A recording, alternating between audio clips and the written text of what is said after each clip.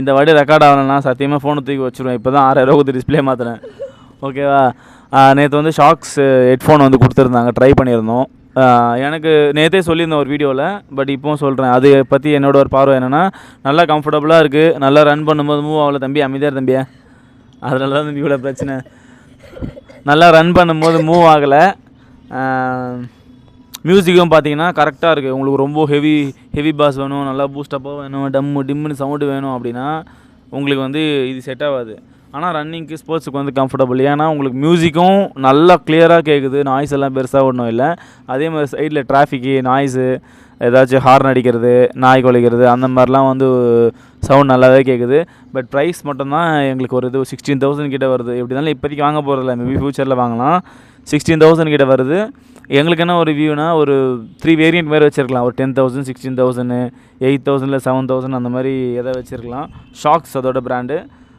மற்றபடி வந்து cycling, swimming, running எல்லாமே ட்ரை பண்ணலான்னாங்க. ஸ்விம்மிங்க்கு மட்டும் செயினில் வந்து ஒரு நாட் மாதிரி டைப் பண்ணிவிட்டு பண்ணிங்கன்னா மூவ் ஆகாமல் இருக்கும். அந்த மாதிரி வாட்டர் ரெசிஸ்டன்ஸ் தான், வாட்டர்லேயே எதுவும் ஆகாது தான் சொன்னாங்க.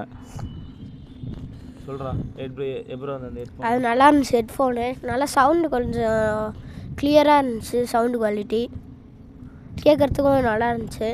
ரன்னிங்க்கு நல்லா இருக்கும், யூஸ் பண்ணலாம். நல்லா மோட்டிவேஷனாக இருக்கும் அந்த இதில் பாட்டு கேட்கும்போது. ஓகே, ஒரு 2000க்கே இந்த ஹெட்ஃபோனு, ஏர்பட்ஸ்லாம் நான் போட்டு ரன் பண்ணியிருக்கேன், பார்த்துருக்கல. அதுக்கும் இப்போ நீ இது வாங்குறோம்ல, ரெண்டுத்துக்கும் என்ன டிஃப்ரென்ஸு, என்ன ஒரு கம்ஃபர்டபுள் இருக்கும்னு நினைக்கிறேன். லாஸ்ட் டைம் சொன்னல, அதே ஒரு பாயிண்ட்டு. வந்து கீழே விழுந்துடும் டக்குன்னு. இது வந்து கீழே விழாமல் நல்லா ஸ்டிஃபாக நிற்கும். என்ன குதிச்சாலும் என்ன பண்ணாலுமே கீழே விழாது. அதுக்கப்புறம் அது வந்து ரொம்ப காதுக்குள்ளே ரொம்ப ஒரு மாதிரி அது போட்டால் ரொம்ப போட்டால் வந்து ரொம்ப பிரச்சனை அடைக்கும். இது வந்து காது வெளியவே இருக்கிறதுனால இந்த இடத்துல அது கொஞ்சம் நல்லாயிருக்கும். Okay okay. ஸோ அப்போ நம்மக்கிட்ட பைசா இருந்தது அந்த மாதிரினா ஒர்த்து வாங்கலாம். அப்படி இல்லைன்னா ஹெட்ஃபோன் போடாமல் ஓடுறதே பெஸ்ட்டு. ஏன் ஹெட்ஃபோன் போடாமல் ஓடணும் அப்படின்னா, நம்ம நிறைய பேர் வந்து ஹெட்ஃபோன் போட்டுலாம் ஓடுவாங்க. நல்லா 2 சைடும் போட்டு, ரோடும் கேட்காது, ஒன்றும் கேட்காது. அது ஒரு சைடு இருந்தாலும் செகண்ட் பாயிண்ட் பார்த்தீங்கன்னா, உங்கள் பாடி வந்து ஒரு நாள் லிசன் பண்ண முடியாது. ப்ரீத்திங் வந்து எப்படி இருக்குது, எங்கேயாச்சும் பெயின் இருக்கா, போஸ்டர் கரெக்டாக இருக்கா, மிட் ஃபுட் வந்து கரெக்டாக லேண்ட் பண்ணுறோமா, கண்ட்ரோலாக மூவ் பண்ணுறோமா, எதுவுமே தெரியாது. போடலாம், சும்மா ஒன் சைடில் போட்டு வால்யூம் லோவாக வச்சுட்டு சும்மா ஏதோ பாட்டு கேட்குறோன்ற மாதிரி கேட்டு போகலாமே தவிர, ஃபுல்லாக 2 சைடும் போட்டு ஹெட்ஃபோன் போட்டு என்ன ஏது நடக்குதுன்னு கூட தெரியாமலாம் போகக்கூடாது. வேறு என்ன சொல்லிட்டுருந்தோம்? ஸ்ட்ரென்தனிங் முடித்தோம், ஷாக்ஸ் முடித்தோம், ஹெட்ஃபோன் முடிஞ்சிச்சு, அவ்வளோ தானே. இல்லை போன ஷாக்ஸ் பற்றி பேசணும்னு நினச்சோம், பேசிட்டோம். நேற்று 5 கிலோமீட்டர் ரன் பண்ணணும்னு நினச்சோம், அதை பற்றியும் பேசிட்டோம். வேறு எதிராக ஸ்ட்ரென்தனிங் வந்து எப்படி ஒரு எந்த ஒரு ஸ்போர்ட்ஸ்லேயும் ஃபிட்னஸ்லேயும் இல்லாதவங்க அந்த மாதிரி கூட பேசிட்டோம். அந்த மாதிரி இன்னொரு முக்கியமான விஷயம் நான் நோட் பண்ணுறது என்னென்னு பார்த்தீங்கன்னா, ஜென்ஸு கூட இப்போ எங்கள் அப்பாலாம் பார்த்தீங்கன்னா கூட வெளியில் வாக்கிங் போவாங்க, வருவாங்க. உமன்ஸ் வந்து ஃபிட்னஸில் வந்து சுத்தமாக ஃபோக்கஸ் பண்ணுறதே கிடையாது. கேட்டால் என்ன சொல்கிறாங்கன்னா, நான் வந்து வீட்டு வேலை செய்கிறேன், அதுக்கே பண்ணுறது கரெக்டாக இருக்குது, எல்லாம் ஓகே தான். வீடு பெருக்கிறது, கூட்டுறது, துடைக்கிறது, துணி துவைக்கிறது எல்லாத்துலேயுமே வந்து உடம்பு வந்து ஒர்க் அவுட் ஆகும் தான், பிரச்சனை இல்லை. பட் இருந்தாலுமே நீங்கள் வந்து வீக்லி ஒன்ஸு நீங்கள் வந்து ஆமாம் ஸ்ட்ரென்த்தனிங் மாதிரி பண்ணிங்கன்னா உங்களோட நீஸு, ஜாயின்ஸு, மசில்ஸ் எல்லாம் ஸ்ட்ரென்த் ஆகும். அது மட்டும் இல்லாமல் weekly once R twice at least ஒரு 20 மினிட்ஸ் கூட இல்லைன்னா யாருமே வந்து சொல்ல முடியாது. வீக்லி வந்து ஒன்ஸ் ஆர் ட்வைஸ் பார்க்லேயோ இல்லை வெளியவோ ஏதாச்சும் கடைக்கோ ஏதாச்சும் போயிட்டு வரலாம்.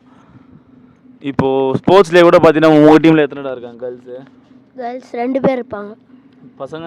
பசங்க ஒரு 40 பாருங்க. இதிலே தெரியுதா மெஜாரிட்டி உங்களுக்கு? பசங்க வந்து அதிகமாக அதான் அவங்கள வீட்டில் அலோவ் பண்ணிடுறாங்க. ஒன்று, ரெண்டாவது வந்து இவங்களுக்கு அந்தளவுக்கு ஃபிட்னஸில் இன்ட்ரெஸ்ட் இருக்கா இல்லை விழிப்புணர்வு வரலையா என்னன்னு தெரில.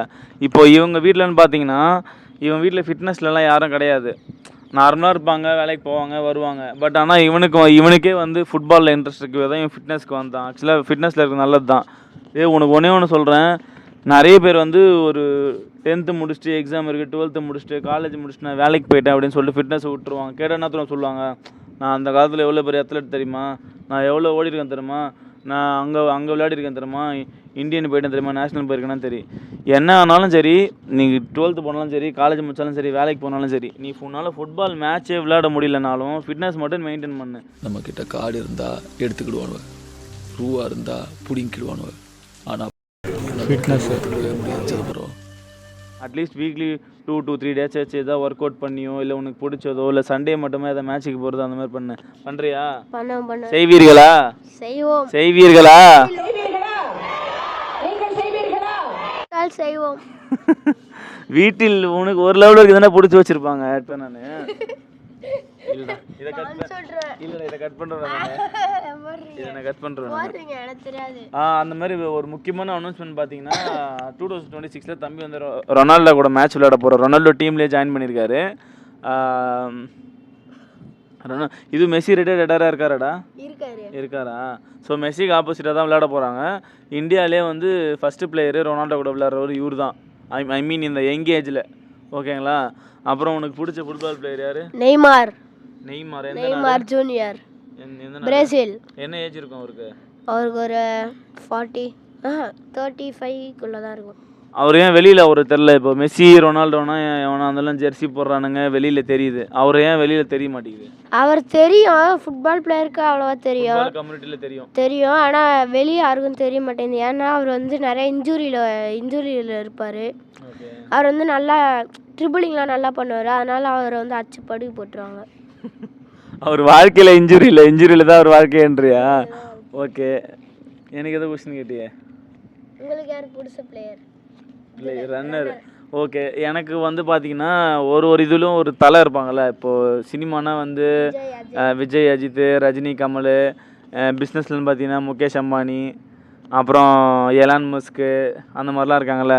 அந்த மாதிரி ரன்னிங்கில் வந்து பார்த்தீங்கன்னா மெயினான எலியூட் கிப்சாகி. அவர் வந்து sub-2 மேரத்தான் பண்ணியிருக்காரு. 42 கிலோமீட்டரு 1 hour 59 minutes 40 seconds முடிச்சிருக்காரு.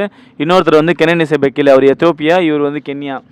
எனக்கு வந்து கிப்சாக் என்ன தான் பிடிச்சாலுமே என்னோடய ஃபஸ்ட் ப்ரிஃபரன்ஸ் வந்து பெக்கிலே தான். அவரோட ரன்னிங் ஃபார்மு, அந்த மாதிரி ட்ராக்லலாம் செம்ம புஷ் பண்ணுவார் அவர். இல்லை ஒரு நார்மலாக தான் ஓட்டிகிட்ருப்பார். லாஸ்ட்டு ஒரு 400 மீட்டர் இல்லை லாஸ்ட் 1 கிலோமீட்டர் வந்ததுன்னா மனுஷனுக்கு எங்கேருந்து தான் வெறி வரும்னு தெரில, போட்டு அடின்னு அடிப்பார். என்னோட கார்மின் வாட்சிலுமே வந்து அவர் தான் நான் வந்து ப்ரொஃபைல் ஃபோட்டோ மாதிரி வச்சுருப்பேன். ஸோ எனக்கு ஃபஸ்ட்டு பிடிச்சதுன்னு பார்த்தீங்கன்னா பெக்கிலே, நெக்ஸ்ட்டு வந்து கிப்சாகி. ஸோ கிப்சாகியுமே வந்து இப்போ ரிட்டையர்ட் ஆகிட்டார். ஸோ அதனால் என்னை கூப்பிட்ருக்காரு அவரோட பிளேஸுக்கு. அசோக், அடுத்தது நீங்கள் தான். என்னென்ன சொல்கிறோம் பாருங்க, கம்பி கட்டுற கதையெல்லாம் எடுத்து போடுறாங்க. இந்த கோட் படத்தில் சிவகார்த்திகேயனுக்கு விஜய் வந்து துப்பாக்கி கொடுப்பார்ல, அந்த மாதிரி அவர் வந்து அவரோட ஷூவும் வாட்சும் எனக்கு தரேன்னு இருக்காரு. அது மாதிரி நானும் வந்து ஒரு ஹைட்ரேஷனுக்கு வந்து கூல் ட்ரிங்க்ஸ், வாட்டர் பாட்டில்லாம் சப்ளை பண்ணலான்னு இருக்கேன் அவருக்கு. வேறு என்ன மேட்ருண்ணா? வேறு என்ன மேட்ரு? ஓகே, இந்த வீடியோ வச்சு ரெக்கார்ட் ஆகிருக்கும்னு நினைக்கிறேன். 3வது அட்டம்ப்ட்டு. அவனும் ஆல்ரெடி செம்ம காண்டாயிட்டேன், நானும் செம்ம காண்டாயிட்டேன். வீட்டுக்கு போனால் அவங்க அம்மா இன்னும் செம்ம காண்டாயிட்டு என்ன திட்டுவாங்க. நெக்ஸ்ட் வீடியோ சந்திப்போம். பாய் பாய். அசோக் அதிபன். ஆ பண்ணுறா போட.